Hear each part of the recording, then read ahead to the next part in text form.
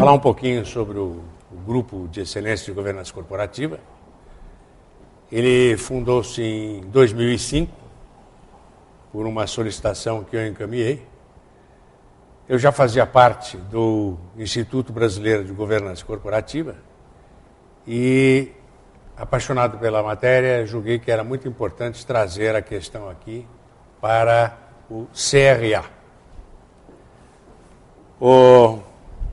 Na vida pessoal, eu sou administrador, sou advogado e atuo em conselhos de empresas e ONGs e também aqui do próprio CRA. Na mesa, nós temos dois ilustres colaboradores. Vou apresentar, pedir a eles que se apresentem. Gilmário, por favor. Boa tarde a todos. É um prazer estar aqui com vocês. Meu nome é Mário Probst. Durante a minha vida profissional inicial, eu fui sócio de uma empresa de auditoria durante 13 anos. E em meados de 2005, optei por seguir uma nova carreira, seguindo um pouco mais os estudos também de governança, as mudanças que houve no mundo, no setor de mercado de capitais. E hoje atuo basicamente como conselheiro de algumas empresas de capital aberto, entidades sem fins lucrativos e como conselheiro consultivo também de empresa familiar. Vamos passar agora para o Sr. Hélio Sec, então, para ele fazer a apresentação. Perfeito. Boa tarde a todos. Sou conhecido aqui no grupo como professor Hélio. Hélio Sec, né? É o lado acadêmico do grupo. O lado acadêmico do grupo, né? Tentando dar uma contribuição, né? Atuo como docente na Universidade Mackenzie, na área de gestão estratégica, inovação e gestão do conhecimento. Sou também sócio-diretor da ProMaturity Serviços Corporativos, empresa que atua com o desenvolvimento da consciência corporativa, está muito associada à questão da governança corporativa, e também aqui, então, há alguns anos já como membro, né, participante do Grupo de Excelência em Governança. Bom, feitas as apresentações, vamos abordar o tema que nós escolhemos. Na realidade, o tema foi uma consequência de uma série de indagações que recebemos.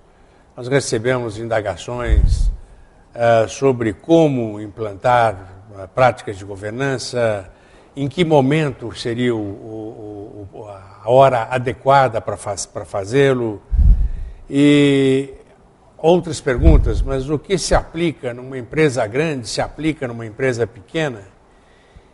E foi com base nessas perguntas que nós resolvemos trazer aqui a matéria para discutir com vocês. Há um gráfico que eu vou pedir que seja exposto, o gráfico 1, que ilustra bem como será o nosso debate hoje. Nós vamos, nesse gráfico, analisar as diversas fases de crescimento de uma empresa e a sua relação com a possível introdução de práticas de governança. Indago se já está sendo apresentado o gráfico. Bom, vamos então, eu vou pedir para o Mário, indo para o gráfico, ver como é que a gente poderia descrever um pouquinho o início de uma função, de uma empresa, saindo do empreendedor e, na medida que vai subindo, o que você recomendaria, Mário, como sendo uma boa prática?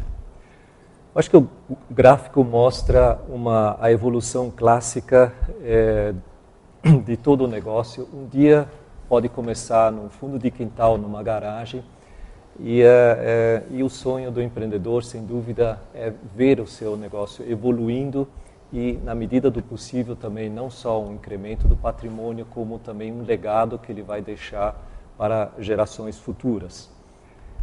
Aí começa a grande questão: gerações futuras são seus familiares, seus próximos, ou são terceiros sem qualquer vínculo com o empreendedor? E na evolução nós vemos que no final do gráfico chegamos até a empresa de capital aberto. Eu olho um pouco o assunto pelo lado prático. O Hélio vai me dar uma ajuda para colocar um pouco mais de ordem nesse aspecto prático, suportando ele adequadamente com a teoria apropriada. Hoje, quando eu vejo nas empresas de capital aberto onde eu atuo, e olho um pouco para trás o histórico de como a empresa nasceu, eu vejo a importância que é acertar-se o passo da governança logo no início. Daí nós costumamos dizer que a governança é uma jornada, não é um objetivo final. Também percebemos que não é algo aplicável apenas a grandes empresas. Posso falar um pouco mais do lado prático? Assim como participo de empresas de capital aberto, também participo em conselhos de empresas familiares pequenas. E eu vejo que quando o empreendedor, no seu entusiasmo inicial, conseguiu segregar claramente o que era o seu patrimônio, do que era o patrimônio que ele montava na empresa, e quando ele definia as regras sobre cada um dos seus colaboradores, não importa se familiares ou não, quais suas atribuições, suas responsabilidades e as suas tarefas, a empresa evoluía de forma muito mais saudável, rápida e previsível. Mário, eu tenho uma ponderação aqui para você. É óbvio que quando existe um empreendedor que está iniciando um negócio, os princípios de governança, que são transparência, equidade, prestação de contas e responsabilidade corporativa, ainda estão todos muito centrados numa pessoa. Não é? Então, eu acho que o foco aqui está bem claro. Quando é um só o empreendedor, é difícil você imaginar uma governança corporativa ideal.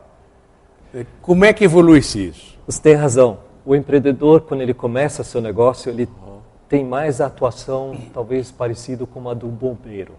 Ele apaga incêndios, ele joga em todas as posições. Então, ele está menos preocupado com o aspecto segregação de funções, de atividades, do próprio patrimônio, com o patrimônio do seu negócio. Ele também não está muito preocupado com aspectos legais, ele está mais preocupado com a sua sobrevivência. Então, se existem auxiliares que estão adequadamente registrados, que trabalham sábado e domingo, virando noites, e são aspectos que ele só vai começar a considerar muito mais lá na frente, à medida que o seu negócio for ganhando uma proporção maior, onde o fôlego dele já não é mais suficiente para cobrir a totalidade das atividades e das demandas que vão surgindo à medida que ele vai tendo sucesso na evolução do negócio. Mas, Mário, se nós voltarmos lá para o gráfico põe um ponto que eu acho muito importante, que é a preocupação da sucessão, que eu acho que é nesse momento em que o dono começa a pensar em adotar práticas de transparência, de prestação de contas, e que antes ele não tinha necessidade. O que lhe parece isso? A situação clássica que eu encontrei na prática foi aqueles dois amigos que se juntam para abrir o seu próprio negócio. Eles têm um sonho, têm uma ideia, cada um sabe exatamente o que ele vai fazer. Eles têm filhos, são casados e esperam ter o apoio dos familiares. E tudo vai bem no entusiasmo do início, como um namoro. Todo mundo entusiasmado e, principalmente, se os primeiros passos tiverem uma resposta positiva por parte do mercado, então é que se realmente facilmente ofusca os empreendedores, os fundadores, com esse sucesso. Nesse momento, eles precisam ter a serenidade e o cuidado de não se deixar ofuscar por esse sucesso. Eles precisam começar a observar como segregar o patrimônio entre eles e tanto a participação no capital que cada um tem nesse negócio, bem como o que eles vão fazer no futuro. Aqueles filhos deles que já estão na faculdade e que vão daqui a pouco procurar um estágio, que vão querer falar, pai, deixa eu te ajudar e você me paga uma mesada, que critérios de valorização eu vou usar, que critérios em termos de disciplina, participação. Aí entra a importância de se definir regras, a importância de se dar uma transparência clara para todos que participam nessa atividade. Vamos ouvir então agora o lado acadêmico. O lado acadêmico. Professor, como é que o senhor vê isso? Não, o Mário expondo, me veio aqui algumas imagens, na realidade, de sala de aula, né? Eu vou levar para 2 exemplos, né? Um aluno estava me contando, e veja, não é nem o caso de uma empresa, ou melhor, é uma empresa, profissional autônomo, dentista. O pai se formou em odontologia, abriu um consultório, montou esse consultório, né, na sua fase inicial de carreira e tudo mais. Sabemos que isso tem todo um investimento envolvido. Teve lá os seus 3 primeiros filhos e queria, e sempre cobrou, que os filhos fossem também dentistas, né? E esse aluno hoje faz um curso de gestão de projetos, né? Porque ele vê que é onde ele tem mais afinidade e tem um prazer em atuar. E deixou de lado o sonho do pai, que não era o sonho desse aluno. Então, a sucessão, voltando para aquela questão colocada pelo Alberto, ela passa já no início de qualquer proposta de empreendedorismo, né? Não precisa ser necessariamente uma empresa do varejo, da indústria, né? E outro caso também que foi interessante, foi um aluno que já é a 3ª geração de uma construtora e recebeu agora, este ano, a incumbência de tocar o negócio. É a 3ª geração.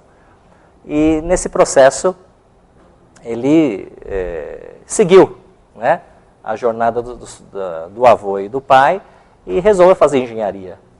Fez engenharia, né, seguiu na mesma filosofia e dos valores implementados na 1ª geração.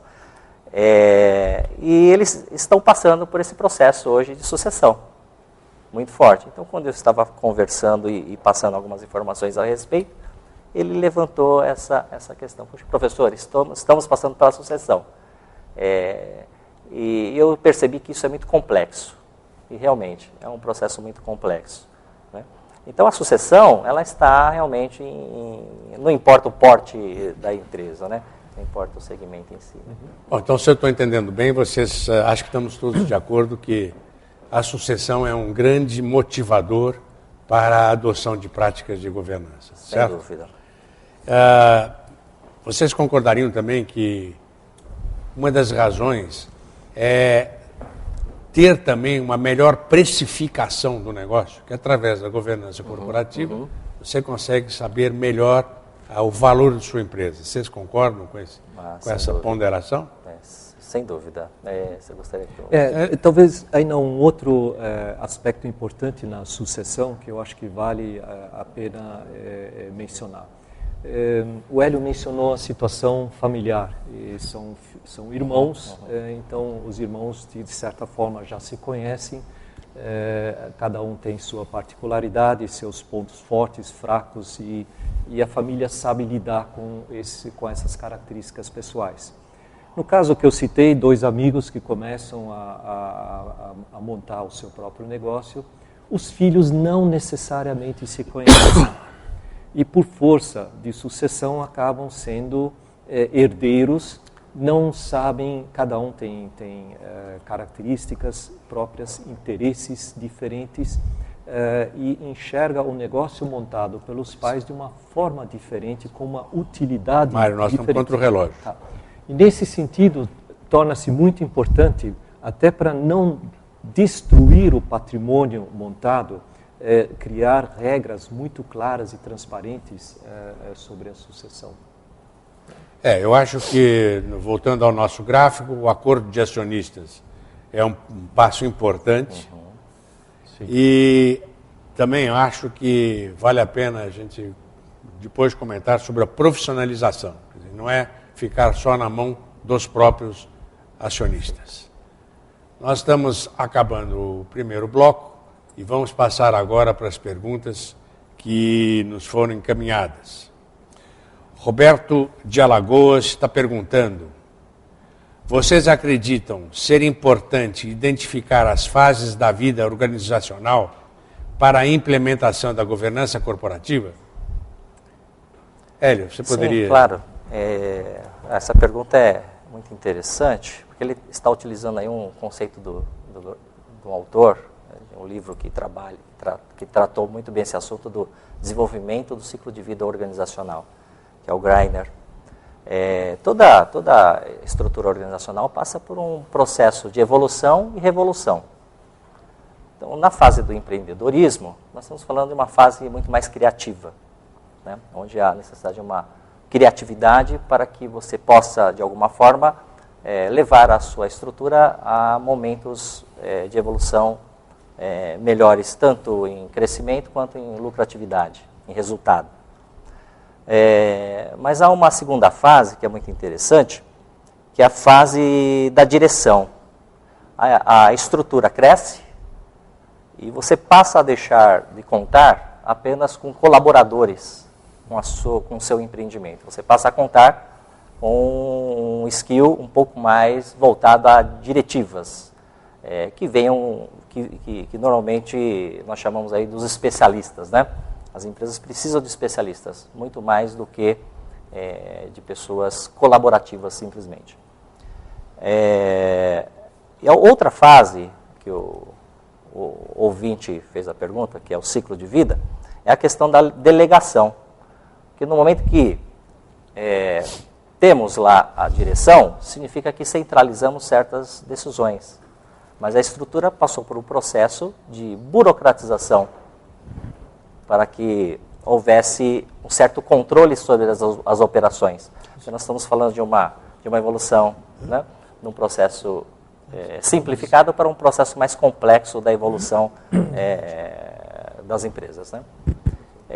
Portanto, sem dúvida, identificar em que fase se encontra a sua empresa é fundamental para que possamos identificar o momento da governança e da profissionalização dessa estrutura. Minas Gerais presente. Suzana está perguntando como identificar em que fase do ciclo de vida está a minha empresa. Mário, você poderia comentar? Realmente não existe uma clara separação onde eu pulo de uma fase para outra. Isso é uma evolução natural, onde aos poucos o empreendedor vai perceber em que talvez ele já não consiga mais atender a todas as demandas, ele já não consiga mais atender de maneira satisfatória seus clientes, seus próprios colaboradores e seus fornecedores. É o momento em que ele fala, preciso de ajuda, vou trazer alguém de fora.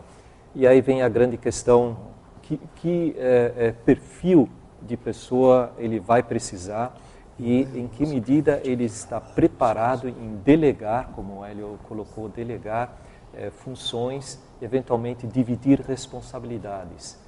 E se aí ele não tiver uma clara definição do que ele pretende fazer, do que ele precisa fazer, é onde começam os grandes problemas e a crise na organização. Então, esses momentos de aperto, esses momentos de desconforto, é que vão mostrando que a empresa está passando de uma fase para uma nova fase, de uma fase mais complexa. E à medida que a complexidade for aumentando, logicamente, os aspectos mais formais de uma governança se fazem mais presentes. Ainda aproveitando essa pergunta, pediria a colaboração aí do professor para tentarmos ser um pouco mais específicos. Como identificar a fase? Evidentemente que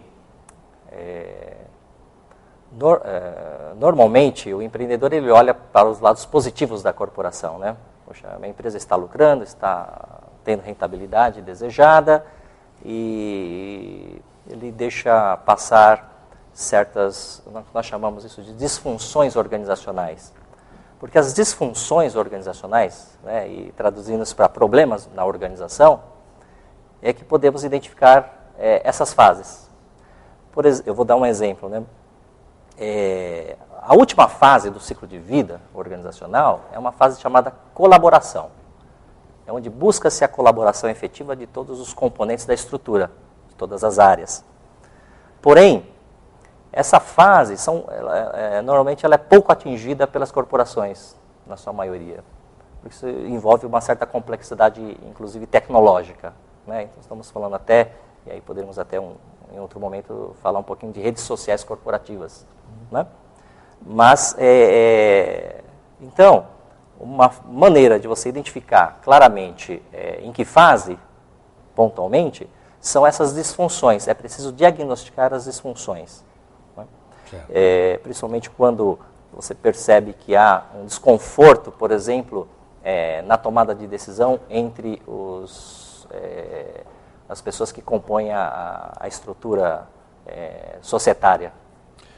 Bom, a pergunta da Suzana leva ainda a outras considerações. Eu perguntaria aos meus bons colegas como nós poderíamos fazer uma correlação disso que nós estamos falando com práticas de governança corporativa. Acho que importante quando se fala em governança, pensa-se muito em termos de controles internos, em termos de processos, e aí se pergunta, bom, mas esses controles internos, esses processos são baseados em quê? E aí volta o que dissemos no início, aqueles princípios básicos. Eu estou atuando com a transparência necessária para todos os envolvidos, equidade, eu estou tratando meus sócios ou meus colaboradores de uma forma igualitária e justa, e a prestação de contas que eu estou fazendo, tanto para os próprios eventuais sócios, para funcionários, para autoridades fiscais, elas são realmente transparentes e são corretas. E aí, por fim, a responsabilidade do negócio como um todo, a responsabilidade que eu tenho perante terceiros e perante os próprios funcionários e familiares e sócios. Então, isso tem que, de alguma forma, ser estruturado, organizado, documentado. E a governança, praticamente, deve ser iniciada logo no começo. Já começa quando se fala em prestação de contas, muitas vezes se já pensa qual é a qualidade da minha contabilidade.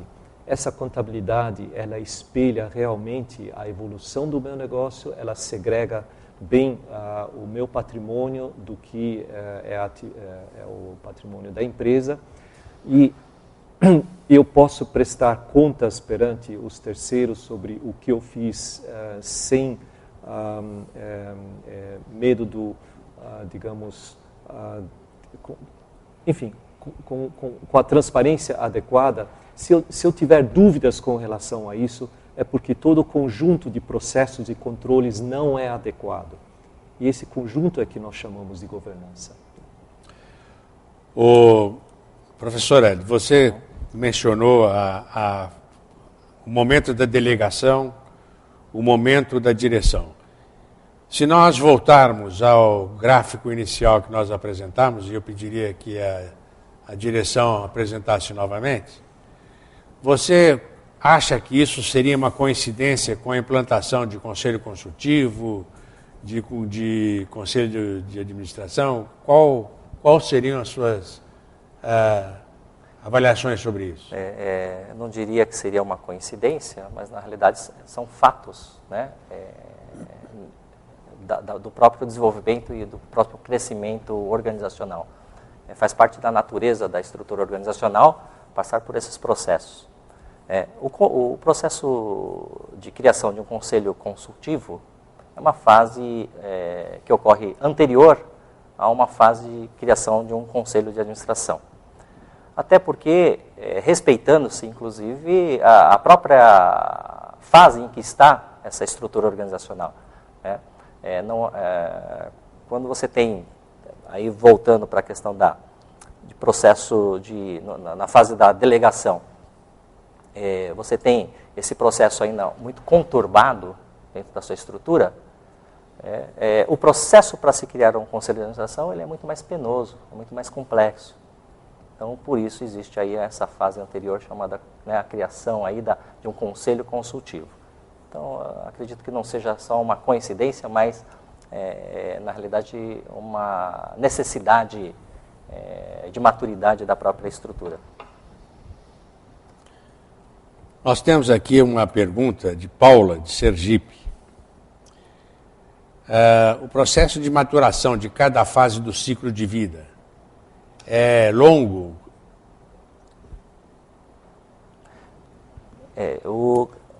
Depende muito da visão, dos valores, da missão, dos objetivos estratégicos corporativos. Eu diria o seguinte: se você não sabe quem você não sabe para onde quer ir. Então, esse é um processo muito mais longo, porque é um processo de autoconhecimento. E esse processo é um processo lento, muitas vezes. Então, esse tempo, né, de desenvolvimento de cada fase dependerá única e exclusivamente da consciência corporativa, desde os seus fundadores, seja do processo sucessório, dos seus diretores. É um processo cultural.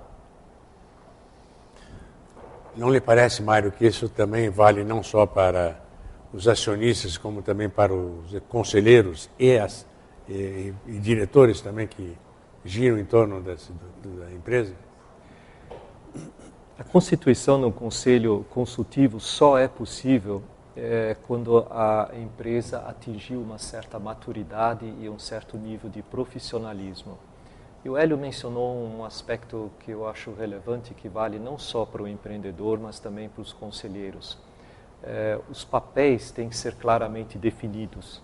Não podemos misturar a gestão com o papel do conselheiro. E o autoconhecimento de cada um desses envolvidos permite também uma clara segregação de responsabilidades e de funções. E de expectativas, de gerenciar expectativas. O conselheiro, de forma nenhuma, pode interferir diretamente na gestão.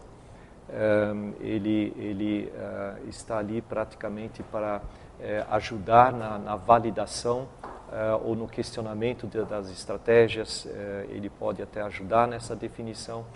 E o conselho consultivo, como o Hélio colocou, é uma fase inicial porque há uma maior flexibilidade na sua atuação.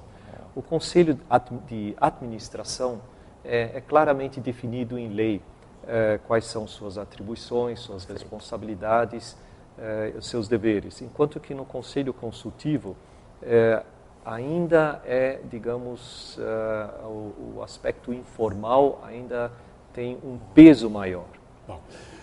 Bom, vou ter que, preocupado com o tempo, diminuir um pouco as respostas, mas tem uma aqui pragmática. O Luiz de São Paulo está perguntando: qual o futuro da governança corporativa e a importância no cenário da crise? Professor, alunos aí devem ter feito essa pergunta a você. Muitas. Vamos lá. Não, o papel da governança é fundamental para a perpetuação de qualquer estrutura em mercados competitivos. A sociedade como um todo, hoje, ela quem dá o real valor à sua empresa. Ela que vai valorar a sua empresa. Se nós temos hoje uma tendência à abertura de capital, né, seja via IPO ou outras ofertas, né, de ações na Bolsa, e essa é uma tendência Brasil, então já entrando na questão, né, da nossa economia, não há como deixar né, os pilares da governança sem fazerem parte do DNA corporativo. Porque a sociedade cobra isso hoje, né? E é ela quem vai valorar as ações da sua empresa como um todo, né? É claro que existem todos os impactos e influências da macroeconomia, da microeconomia, mas quem é que vai sobreviver e vai continuar se perpetuando no mercado? São aquelas que têm as melhores práticas. E a governança, sem dúvida, é essa que dá a sustentabilidade necessária. Bom, respeitando o tempo, nós passamos agora para a segunda parte da nossa apresentação e nós vamos destacar a importância da governança corporativa para a perenidade e para a sucessão da organização. Nós já fizemos aqui algumas ponderações a respeito da evolução da empresa, a evolução do acionista também, e nós estamos chegando então ao momento de pensar na perenidade da empresa. O gráfico inicial mostra isso e eu pediria então que o Mário fizesse algumas considerações sobre essa segunda parte, essa preocupação da perenidade. É muito importante nessa nova fase ou nessa fase posterior onde o empreendedor em algum momento realize que ele fundou a empresa, ele transmitiu seus valores, mas ele de alguma forma é passageiro. A empresa tem continuidade formalmente previsto como independente ou indeterminada. Agora, se o empreendedor não demonstrar um certo desapego, vai ser difícil ele assegurar essa continuidade. E nesse ponto é fundamental que ele comece a pensar não só claramente como vai ser a sua sucessão, de quais são as regras, e uma forma também de assegurar o valor do patrimônio que ele mostrou, que ele montou, é muito importante deixar essa regra transparente. Tenho visto N casos de empreendedores que chegaram em algum momento da vida e falaram: agora eu quero me aposentar. Montei um certo patrimônio, quero aproveitar esse patrimônio, viajar e fazer outras coisas. E aí quer vender a empresa. E fica muito surpreso, para não dizer desapontado, quando o mercado diz: essa empresa não vale muito. Para eu comprar essa empresa, eu preciso levar esse fundador junto. E por que isso aconteceu? Porque foi alguém que não se preocupou com seus fundamentos básicos, com sua estrutura, com uma montagem de controles internos para assegurar que essa empresa pudesse existir sem a sua presença. Então, esse é um momento crítico em que se percebe que, eventualmente, o empreendedor não se preocupou adequadamente em entregar um patrimônio para uma nova geração. Você acha que perenidade é essa preocupação? Eu acredito que sim. Vou até voltar um pouquinho na questão conceitual. Quando a gente pergunta, e isso a gente faz em sala de aula, e eu até nas consultorias em empresas, qual é o seu objetivo, né, corporativo? Qual é o seu objetivo? E é claro, é lucrar? É lucrar. Toda empresa precisa lucrar para poder continuar crescendo e lucrando, e dando a rentabilidade a todos os interessados no negócio, os acionistas. Mas eu ouço pouco o objetivo genérico mais importante para a concepção de estratégias corporativas, que é a perpetuação da estrutura da empresa. No momento que se coloca como objetivo fundamental a perpetuação, todas as ações estratégicas, sejam elas para a lucratividade ou para crescimento, levam naturalmente a empresa à perpetuação, à perenidade. Agora, quando a perpetuação ela não faz parte do discurso estratégico, e bate-se sempre na tecla do lucro, e principalmente quando se pensa em lucro a qualquer custo, deixou-se de pensar governança corporativa. Hélio, vamos ver se estamos todos entendendo corretamente. Você não acha que poderíamos introduzir, então, uma questão mais complexa, que seria lucro a curto prazo e lucro a longo prazo, ou seja, a preocupação do lucro a longo prazo e muitas vezes em detrimento do lucro a longo prazo. Perfeito, até porque a cultura corporativa familiar, nacional, principalmente, e os empreendimentos que surgem, né, os empreendedores, surgem nessa linha de raciocínio, né? Como o Mário colocou inicialmente, empresas que surgem na garagem com 2 amigos. A visão é de lucro a curto prazo, né? Estou colocando ali um investimento pequeno, mas eu quero retorno imediato e rápido. Há exceções, né? Por exemplo, a HP foi formada em nos garagem, Estados Unidos, numa garagem, e hoje é um monstro. Mas com certeza passou, né, pelos empreendedores da HP essa visão de longevidade. E essa faz a diferença, né? Mas talvez... Mário, eu queria uma pergunta para você. Quando você fala esse crescimento, como é que você considera a entrada de novos sócios nisso? Eu ia justo usar esse exemplo da HP. E ela não é só, existem N outros exemplos de empresas que nasceram um dia na garagem. Mas se observarmos esse gráfico e que vemos que ao longo do tempo, à medida que a empresa vai evoluindo e o empreendedor, o fundador dela está ciente sobre suas novas necessidades, em algum momento ele vai precisar de capital. Esse capital pode ser um empréstimo bancário, isso pode ser dinheiro da família, como pode ser de novos acionistas que vão entrar nessa empresa. Todos eles vão exigir algum tipo de garantia, proteção, transparência e quanto mais seguro for o ambiente onde eles vão colocar esse dinheiro, mais baixo o custo dessa captação, mais harmônica vai ser a vida entre todos entre essas pessoas. E à medida que o negócio vai evoluindo, vai ganhando um certo porte, como aconteceu com a HP, com a Microsoft e N outras empresas, vem, e nós podemos ver isso no nosso gráfico, o interesse em falar, puxa, será que eu não posso fazer agora um grande salto e colocar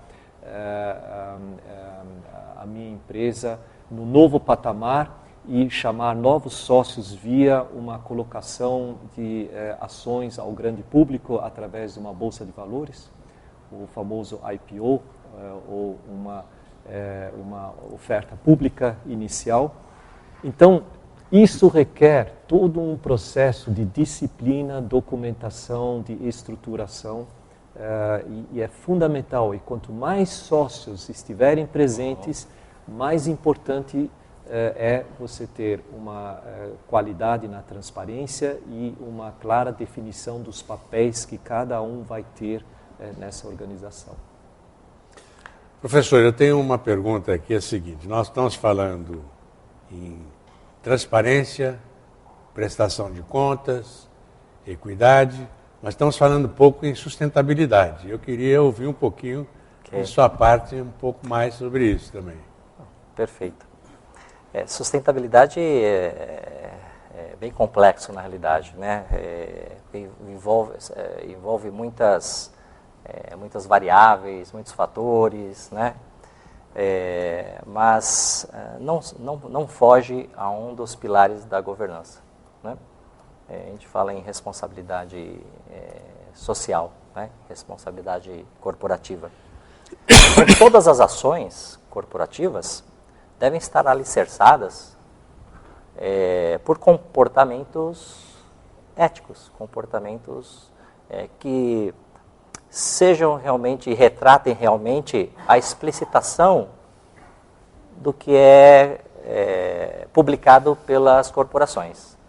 Então, acho que o que se cobra hoje em termos de sustentabilidade será que o comportamento corporativo, o comportamento nas ações corporativas, ela está aderente ao que ela explicita nos meios de divulgação?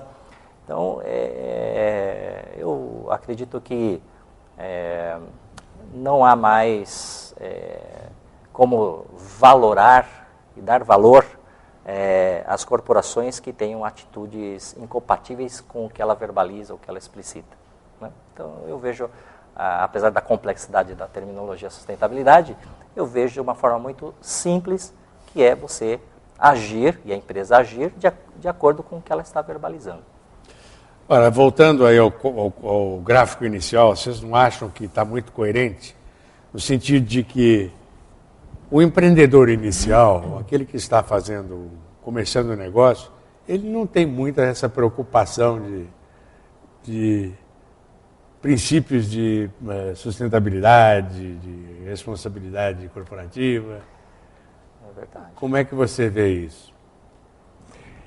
Talvez eu fiz uma analogia no começo que quando o fundador inicia o seu negócio, ele tem um pouco o papel de bombeiro e está disposto a qualquer emergência, a qualquer reação, a tentar apagar todas as situações controlar todas as situações que vão surgindo. Mas também temos que pensar como que atua um bombeiro. Ele não age de improviso. Tá certo que as situações demandam uma certa agilidade na hora, mas ele sabe muito bem como agir, de que forma fazer.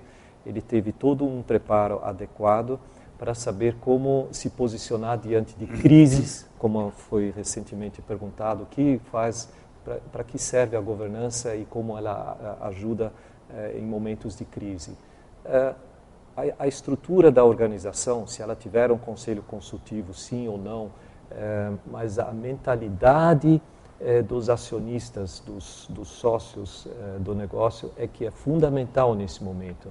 Em que medida eles estão estruturados para saber como se posicionar em momentos de dificuldade e a sustentabilidade é decorrente praticamente disso, né? Na medida em que eu tenho uma certa disciplina, tenho regras e me preocupo com a independência da empresa e consigo demonstrar que ela não depende mais da pessoa física do fundador. Estou olhando para você porque eu não quero perguntar isso para o Mário, porque seria quase que conflito de interesse. Porque eu vejo aqui que é importante, num dado momento, a gente falar em auditoria independente. Sem dúvida. Por isso que eu não falei com o Mário, então, que foi também auditor. Okay. Como é que você sente isso nas empresas? Pode ficar livre na resposta. Né? Posso ficar livre? Isento. Isento. A auditoria independente sempre foi um mecanismo, foi um instrumento fundamental para a busca daquela perenidade que nós discutimos anteriormente. Até porque a auditoria nunca teve o papel de acusador, né? Muito pelo contrário, muito mais de identificar precocemente qualquer situação que possa causar uma ruptura na evolução e do crescimento organizacional, né?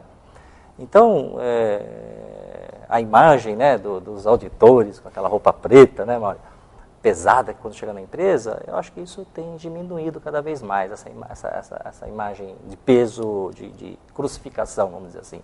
Não, são ferramentas que fazem parte, inclusive, da própria estrutura da governança, né, quando a gente pensa em estrutura corporativa, é você compor lá os chamados comitês de auditoria, não é? Dentro da própria estrutura organizacional, que é justamente uma maneira de você afinar as ações de auditorias independentes, né, com as ações internas da corporação. E esse afinamento está cada vez mais sendo requisitado. Até mesmo as estruturas de controles internos nas corporações eram normalmente também contratadas fora, né, das grandes auditorias. Hoje, as empresas possuem essas áreas de controles internos, né? Então, muitos auditores acabaram até indo trabalhar nos clientes, quer dizer, para os clientes, justamente se tornando lá colaboradores internos, porque levaram um certo know-how, e isso faz com que esse desenvolvimento organizacional também tenha uma evolução muito mais sustentada. Isso só favorece a governança corporativa, né? Então, não vejo qualquer tipo né? Mário, em pouquíssimos momentos e segundos aí, qual é a sua complementação como ex-auditor que foi? O auditor, ele tem como seu principal papel certificar de que aquela prestação de contas, as demonstrações financeiras, né, como chamamos, representam adequadamente os negócios, o resultado dos negócios da empresa. E que foram elaboradas de acordo com determinados princípios. Hoje em dia, no Brasil, a legislação societária exige também a aplicação dos princípios internacionais, o IFRS. Agora, o auditor ele não opina sobre a estratégia, não opina sobre a eficiência da administração. Ele não interfere nisso, porque ele não vai julgar se a estratégia adotada pelos empreendedores é adequada ou não. Essa não é a função dele. Então, é mais dizer, olha, o resultado do que eles fizeram está bem representado. Vocês podem confiar nesses números e fazer a leitura que julgarem necessário, se quiserem investir ou não nesse negócio. Bom, nós estamos agora já na parte das perguntas. William de Rondônia está indagando. Como implantar um conselho consultivo? Quem é? O Mário, você quer comentar aí, Mário? Grande, vasta experiência de implantação de... Vemos um pouco... Importante é ter uma certa identificação com esses conselheiros. Não é recomendável que conselheiros sejam amigos íntimos ou próximos. Eventualmente, o conselheiro precisa recomendar a demissão ou desligamento de alguém. Isso entre amigos fica um papel muito complicado. Há um claro conflito de interesses. O recomendável é pegar pessoas que tenham experiência no aconselhamento, pessoas que não vão interferir na gestão, não devem, não podem, elas não se reúnem no dia a dia do negócio, mas devem ter um mínimo de conhecimento daquela atividade da empresa. E essas pessoas devem saber interagir entre eles também. Se você tiver um conselho composto com 3 ou mais pessoas, é importante que essas pessoas saibam como interagir, como ler o seu negócio e a maneira como eles devem ter também regras internas sobre como eles devem agir em que situações. Eu gostaria de pedir aí à Câmara para focar aqui esse código do IBGC, acho que já está aparecendo aí na tela. Eu recomendo que vocês oportunamente vejam esse código de boas práticas editado pelo IBGC. É um código que é muito ilustrativo das recomendações que devem ser feitas.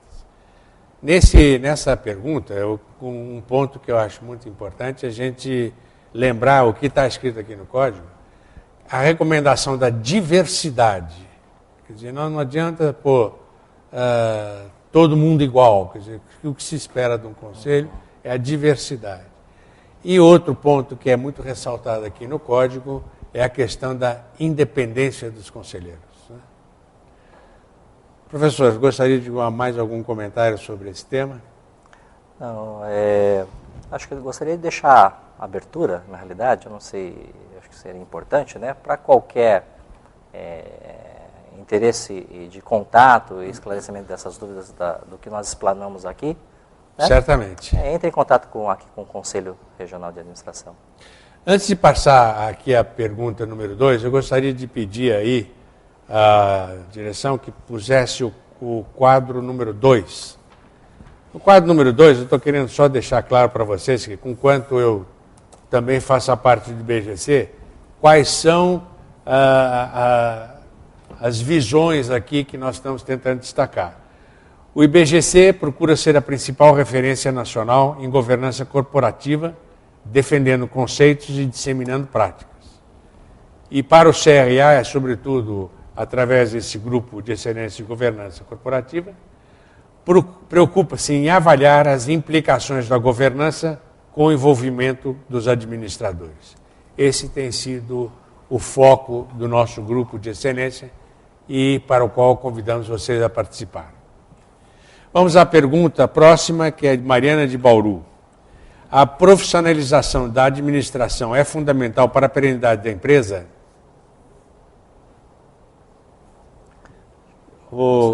Mário, você quer fazer alguns comentários? Sem dúvida, eu acho que o conselheiro não só deve ter uma clara noção da sua atividade, como da sua responsabilidade.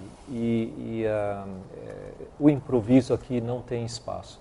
É de alto risco, o conhecimento não só das suas atividades, da atividade do negócio, mas das suas responsabilidades legais, formais, é crítico.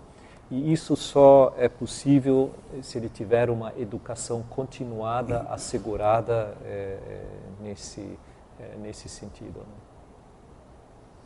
Hélio, gostaria de ainda alguma complementação sobre a indagação da Mariana? Não, sem dúvida. Acho que o Mário colocou bem, né? Identificada a fase em que se encontra o crescimento da empresa, evidentemente que a criação de um conselho consultivo dará sustentabilidade para um crescimento posterior, né? Sem passar por esta fase, realmente eu acho que o processo, né, pós conselho consultivo realmente se torna um elo enfraquecido aí, né, nesse crescimento, nessa jornada, né? A Mariana, que fez a pergunta da profissionalização, acho que sobre o tema a gente pode fazer mais uma indagação. Quer dizer que, então, numa empresa familiar, a pessoa da família não pode ser diretor, gerente, não pode ser mais nada? Tem que ser só profissional? Como é que fica?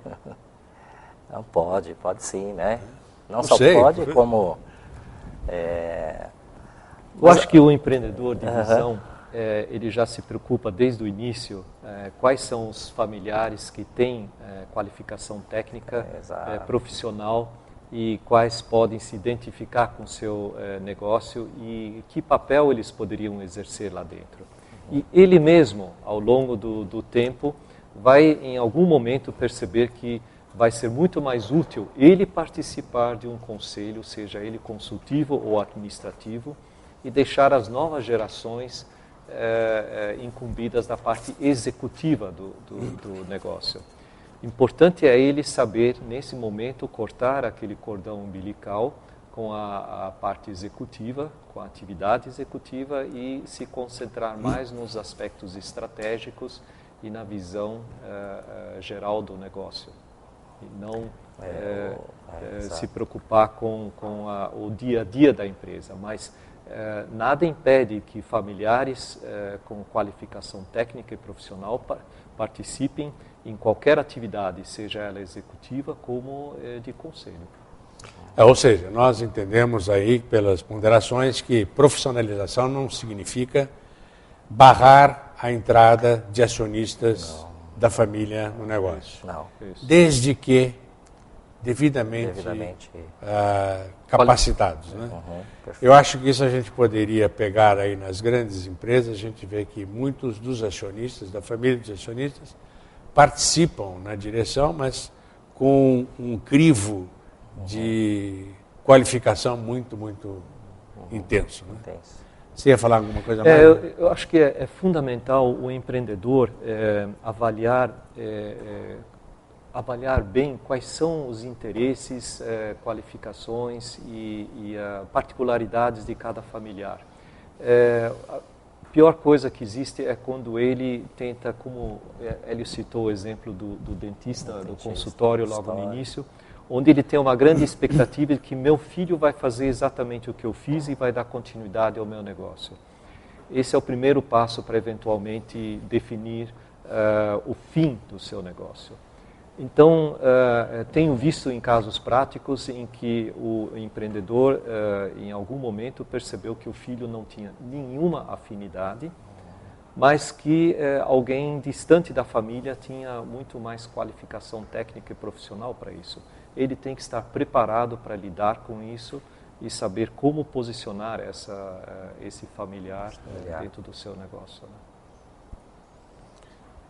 Bom, tem a Sandra de Goiás, complementando a indagação de William de Rondônia, está perguntando o seguinte: como identificar se minha empresa tem porte suficiente para justificar a criação de um conselho de administração? Qual dos dois gostaria de dar aí uma... Talvez eu pudesse citar um exemplo prático que eu vivenciei e ainda participo nisso. O empreendedor inicial constituiu uma empresa e em algum momento faleceu. A sucessora é uma filha nova, 20 e poucos anos, e que já escolheu, antes do falecimento do pai, de que ela gostaria de estudar artes cênicas, mas não participar da atividade industrial do pai. O que fazer nesse momento? Essa é uma garota que, de repente, estava numa situação, sabendo que a atividade teatro não é exatamente uma que vai assegurar o seu padrão de vida, de que ela não pode dispensar, simplesmente vender ou passar à frente o negócio que dependia fortemente das particularidades do seu pai, o fundador. Foi onde a família decidiu, então, constituir um conselho consultivo. Convidaram profissionais do mercado, não vinculados à família, e falaram: olha, esse é o nosso negócio, não entendemos disso, o fundador foi-se, mas parece uma coisa interessante e lucrativa, e como dar continuidade ao meu negócio. Uma pequena empresa, conduzida praticamente somente pelo seu empreendedor e seus funcionários. O conselho consultivo praticamente assumiu de maneira independente digamos, a orientação estratégica do negócio e ajudou a contratar executivos profissionais no mercado que melhor se ajustassem às características da empresa. Nós temos aqui uma pergunta do Daniel, aqui de São Paulo. Qual é o perfil ideal para ser membro de um conselho de administração? Doutor Alberto, o senhor poderia responder. Eu gostaria de ficar isento. Conflitos de interesse. Conflitos de interesse. Eu acho que, novamente... Vamos ver a visão acadêmica. Mais acadêmica, uma visão mais acadêmica, prática. Né? Não, evidentemente que são algumas competências, né? Acho que cabe aqui a gente entender o que são competências, né? A competência ela é pautada quando se tem determinado conhecimento. É preciso a educação formal, evidentemente, uma certa educação formal. E habilidades. E habilidade você só conquista com experiência. Então, esse perfil de um candidato a conselho de administração passa, eu acredito, por essas competências e que claramente são pessoas já reconhecidas no mercado, né? E que poderão e conseguirão tomar as rédeas da questão diretiva, não a execução, mas a questão estratégica corporativa, né? Isso me leva também a uma outra ponderação. O convite para participar em conselho de administração, normalmente, era feito de uma maneira muito ainda amadora, ou seja, eram os amigos de clube, os vizinhos amigos que eram convidados para preencher cargos de conselho. Na realidade, isso mostrou-se totalmente inadequado, porque muitas vezes essas pessoas não estavam preparadas para dar uma contribuição esperada para a empresa. Daí a importância da qualificação que está se referindo o professor Hélio. E A nível mundial, isso é uma preocupação tão grande que foi criada uma certificação para conselheiros. Certificação essa que atesta a qualificação de pessoas para participarem em conselhos. Esse é um tema muito interessante e fundamentalmente ligado com a preocupação da educação continuada. Ou seja, quem se preocupa em participar de um conselho, em procurar uma certificação, deve assumir o compromisso de uma preocupação de educar-se continuamente, estar se atualizando ativamente. Esses eram os temas que eu acho que dava para a gente abordar hoje. Eu queria agradecer sobremodo a atenção de vocês todos. Gostaria de sugerir que houvesse mais interação, que vocês encaminhassem suas perguntas aqui para o grupo. Será por via do portal do conhecimento do SFA que nos encaminhará. Mas é sempre muito interessante a gente poder discutir com vocês essas questões de governança. Eu acho que deve ter ficado claro para vocês que governança não é uma coisa que se aplique absolutamente igual numa empresa e em outras, depende do estágio, depende da estrutura, depende do momento, até do momento político.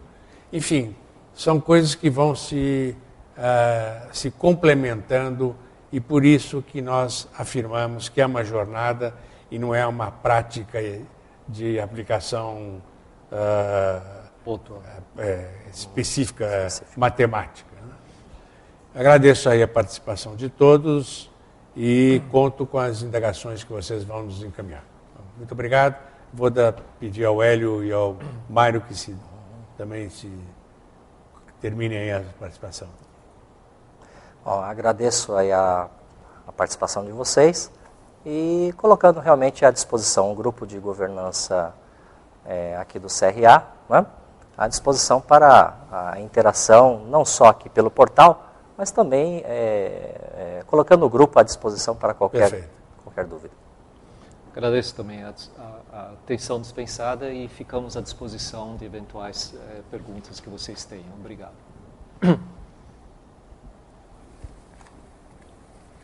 Muito bem, como viram, tivemos um rico debate nesta tarde. Eu agradeço ao Whittaker e a todos os membros da mesa por essa participação neste encontro nesta tarde e desejo a todos vocês que possam interagir conosco, possam trazer as suas perguntas que ainda serão respondidas pela plataforma do conhecimento. Lembrando que, para aqueles que precisem dos seus certificados, o processo é simples e desburocratizado. É apenas com um clique você conseguirá emitir o seu certificado pela plataforma do conhecimento.